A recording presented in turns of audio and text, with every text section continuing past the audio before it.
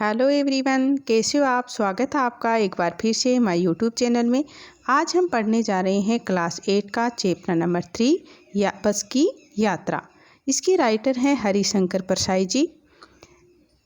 तो गाइज, यह एक यात्रा वृत्तांत है और यात्रा वृत्तांत का मतलब यानी कि कहीं की यात्रा कर रहे हैं हम और उसका वर्णन है वो लिखकर कर रहे हैं।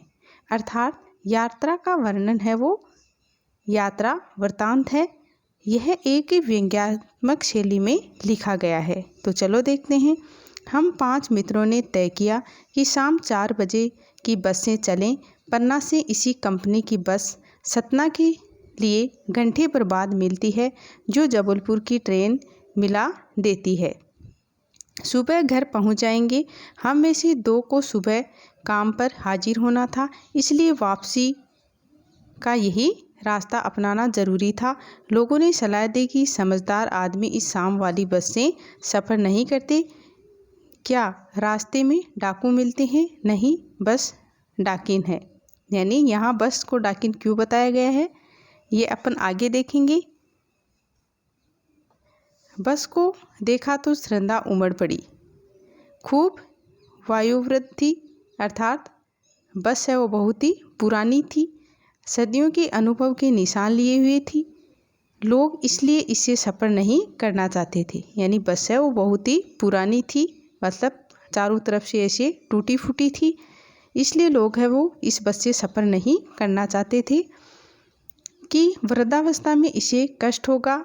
यह बस पूजा के योग्य थी, उस पर सवार कैसे हुआ जा सकता है। बस कंपनी के एक हिस्सेदारी भी उसी बस से जा रहे थे। जो बस कंपनी का जो हिस्सेदार है वह भी उसी बस से यात्रा कर रहा था। हमने उनसे पूछा ये बस चलती भी है? वह बोले चलती क्यों नहीं है, मतलब चलती क्यों नहीं है जी, अभी चलेगी। हमने कहा वही तो हम देखना चाहते हैं, अपने आप चलती है यह? हाँ जी। और कैसे चलेगी? गजब हो गया, ऐसा बस अपने आप चलती है कि गजब हो गया, ऐसी बस अपने आप चलती है। हम आगा पीछा करने लगे। डॉक्टर मित्र ने कहा डरो मत, चलो बस अनुभवी है, यानी बस को बहुत अनुभव है, एक्सपीरियंस है, ये बहुत ही पुरानी बस है, नई नवेली बसों से ज़्यादा विश्वसनीय है, हमें बेटों की तरह प्यार से गोद में लेकर चलेगी। हम बैठ गए। जो छोड़ने आए थे वे इस तरह देख रहे थे जैसे अंतिम विदा दे रहे हैं। उनकी आंखें कह रही थी कि आना जाना तो लगा ही रहता है, आया है सो जाएगा। राजा रंग फकीर आदमी को कूच करने के लिए एक निमित्त चाहिए। इंजन सचमुच स्टार्ट हो गया, ऐसा जैसे सारी बस ही इंजन है। यानी पूरी बस है वो आवाज़ कर रही थी, जैसे ये इंजन आवाज़ करता है ना, वैसे पूरी बस आवाज़ कर रही थी। ऐसे लग रहा था कि जो सारी बस है वो ही इंजन है और हम इंजन के भीतर बैठे हैं। कांच बहुत कम बचे थे, जो बचे थे उनसे हमें बचना था। यानी बस के जो कांच हैं वो भी बहुत कम बचे थे और जो बचे थे उनसे भी हमें बचना है, यानी मतलब वो भी ऐसे टूटे हुए हैं। हम फ़ौरन खिड़की से दूर सरक गए। इंजन चल रहा था, हमें लग रहा था कि हमारी सीट के नीचे इंजन है। बस सचमुच चल पड़ी और हमें लगा कि ये गांधी जी के असहयोग और सविनय अवज्ञा आंदोलन के वक्त अवश्य जवान रही होगी। यानी मतलब लेखक कह रहा है कि ये सचमुच ही ये बस है वो गांधी जी के असहयोग और सविनय अवज्ञा आंदोलन के वक्त अवश्य जवान रही होगी, अर्थात उस टाइम की होगी। ये तब तो नई थी, लेकिन अब ये बहुत पुरानी हो चुकी है, मतलब लेखक को ऐसा लग रहा है। उसे ट्रेनिंग मिल चुकी थी, हर ईसा दूसरे से असहयोग कर रहा था। पूरी बस सविनय अवज्ञा आंदोलन के दौर से गुजर रही थी। सीट का बॉडी से असहयोग चल रहा था। कभी लगता सीट बॉडी को छोड़कर आगे निकल गई है और कभी लगता कि सीट को छोड़कर बॉडी आगे भागी जा रही है। यानी जो सीट है वो भी सब मतलब ऐसे ठीक से नहीं थी। 8-10 मील चढ़ने पर सारे भेदभाव मिट गए। ये समझ में नहीं आता था कि सीट पर हम बैठे हैं या सीट हम पर बैठी है।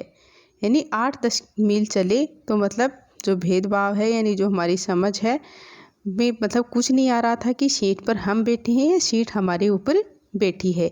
एकाएक बस रुक गई। मालूम हुआ कि पेट्रोल की टंकी में छेद हो गया है। ड्राइवर ने बाल्टी में पेट्रोल निकालकर उसे बगल में रखा और नली डालकर इंजन में भरने लगा। अब मैं उम्मीद कर रहा था कि थोड़ी देर बाद बस कंपनी के हिस्सेदार इंजन को निकालकर गोद में रख लेंगे और उसे नली से पेट्रोल पिलाएंगे, जैसे माँ बच्चे को मुंह में दूध की शीशी लगाती है। यानी अब लेखक को लग रहा है कि जो बस का हिस्सेदार है, जो कंपनी के हिस्सेदार इंजन को निकालकर अपनी गोद में रख लेंगे और उसे उसी प्रकार पेट्रोल पिलाएंगे जिस प्रकार एक माँ है वो अपने बच्चे को शीशी से दूध पिलाती है। बस की रफ्तार अब 15-20 मील हो गई थी। मुझे उसके किसी हिस्से पर भरोसा नहीं था। ब्रेक फेल हो सकता है, स्टीयरिंग टूट सकता है। प्रकृति के दृश्य बहुत लुभावने थे। दोनों तरफ हरे भरे पेड़ थे जिन पर पक्षी बैठे थे। मैं हर पेड़ को अपना दुश्मन समझ रहा था। जो भी पेड़ आता डर लगता कि इससे बस टकराएगी। वह निकल जाता तो दूसरे पेड़ का इंतज़ार करता। झील दिखती तो सोचता कि इसमें बस गोता लगा सकती है, अर्थात इसमें बस है वो डुबकी लगा सकती है, गिर सकती है। मतलब लेखक को बिल्कुल भी बस पर विश्वास नहीं था। एकाएक फिर बस रुकी। ड्राइवर ने तरह तरह की तरकीबें की पर वह नहीं चली। सविनय अवज्ञा आंदोलन शुरू हो गया था। कंपनी के हिस्सेदार कह रहे थे बस तो फर्स्ट क्लास है जी, यह तो इत्तेफाक की बात है। इत्तेफाक यानी संयोग की बात है। क्षीण चांदनी में वृक्षों की छाया के नीचे वह बस बड़ी दयनीय लग रही थी। लगता है जैसे कोई वृद्धा थक कर बैठ गई हो। हमें ग्लानि हो रही थी कि बेचारी पर लदकर हम चले आ रहे हैं, मगर इसका प्राणांत यानी अंत्येष्टि मृत्यु हो गया तो इस बियाबान में हमें इसकी अंत्येष्टि करनी पड़ेगी। हिस्सेदार साहब ने इंजन खोला और कुछ सुधारा। बस आगे चली। उसकी चाल और कम हो गई थी, यानी उसकी चाल, बस की चाल है वो पहले से और कम हो गई थी। धीरे धीरे वृद्धा की आंखों की ज्योति जाने लगी, अर्थात जो लाइट थी वो भी कम होने लगी। चांदनी में रास्ता टटोलकर वह रेंग रही थी।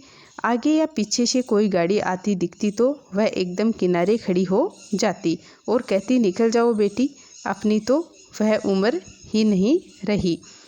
एक पुलिया के ऊपर पहुँचे ही थे कि एक टायर फिक्स करके बैठ गया, अर्थात पंक्चर हो गया। वह बहुत ज़ोर से हिलकर थम गई। अगर स्पीड में होती तो उछलकर नाले में गिर जाती। मैंने उस कंपनी के हिस्सेदार की तरफ पहली बार श्रद्धा भाव से देखा।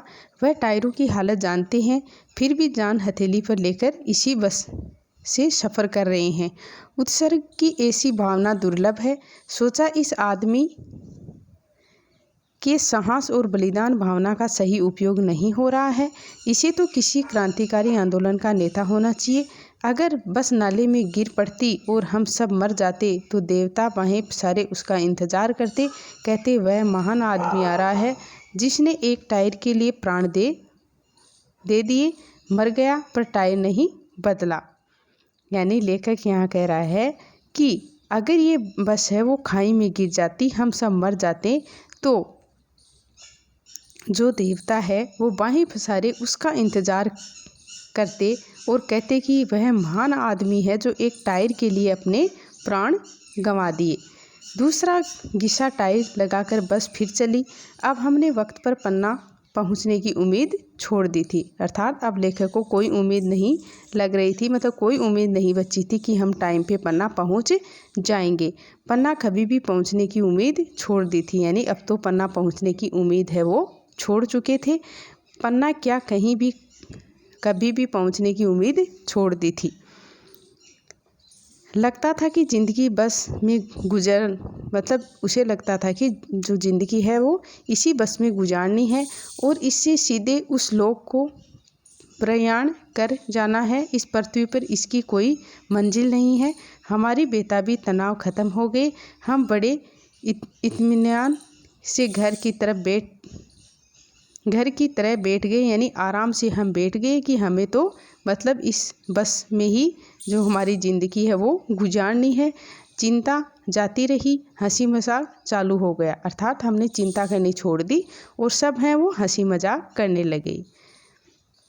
इस कहानी में, इस यात्रा वृत्तांत में जो बस है उसकी बहुत ही मार्मिक दशा का चित्रण किया गया है। और जो बस की हालत थी उससे लेखक को मतलब बिल्कुल नहीं लगता था कि हम टाइम पर हमारे गंतव्य तक, हमारे स्थान तक पहुंच जाएंगे। और जो लेखक हैं मतलब सभी हैं जो बस में सवार थे, सब उस बस में आराम से बैठ गए और उन्होंने मतलब किसी भी प्रकार की जो उम्मीद थी वो छोड़ दी थी कि हमें तो अब जो अपनी ज़िंदगी है वो इस बस में ही गुजारनी है। इस प्रकार उसने चिंता को छोड़ दिया और हंसी मजाक है वो चालू हो गया। तो गाइज, अगर आपको मेरा वीडियो अच्छा लगा हो तो प्लीज़ लाइक शेयर सब्सक्राइब ज़रूर करें।